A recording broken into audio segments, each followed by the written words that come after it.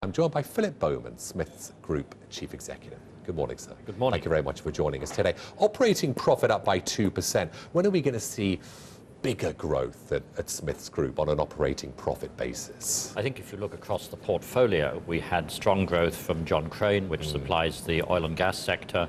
We had good growth from Flex-Tek, which supplies the aerospace sector. And the medical business performed well despite a difficult environment. The challenge was in both INTERCONNECT and Smith's Detection, and that was due to cutbacks in government funding. I think the good news is, as we go into the second half of the year and into fiscal 2013, the order book is beginning to build very nicely. And certainly the order book for detection today is significantly better than it was at this time last year. So things are turning around in detection, because you said the turnaround, though, is to weigh on the second half. Just elaborate on that. I think in terms of detection, we have been restructuring the business. We got £5 million worth of cost savings out of the business in the first half of the year. We should get a further £10 million in the second half of the year. And the big question with this business, it's a government contracting business.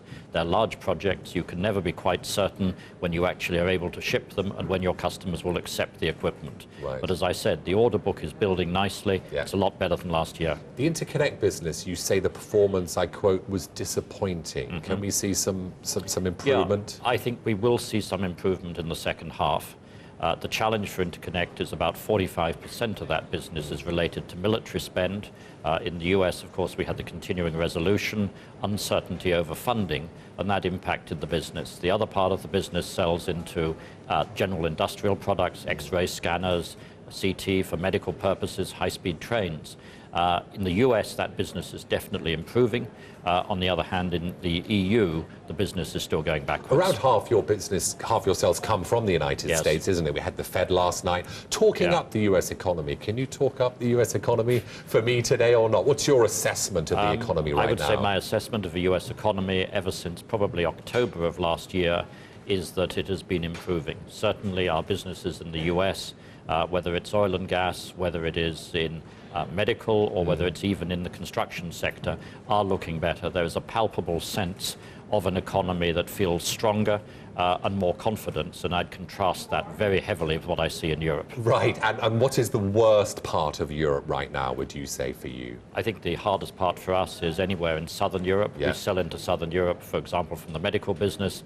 The big challenge is not only that clearly volumes are down, as number of procedures are down, but getting paid by what are essentially state governments is almost impossible. And the UK economy, your assessment of here, because around 5% of your sales come from the UK, is it between the periphery Europe and the US, somewhere in between? Yeah, I think it's somewhere in between. It's certainly not as strong as we feel the US is. It's not as bad as we see in Southern Europe. Quick last question. On acquisitions, you say you could spend $50 to $250 million.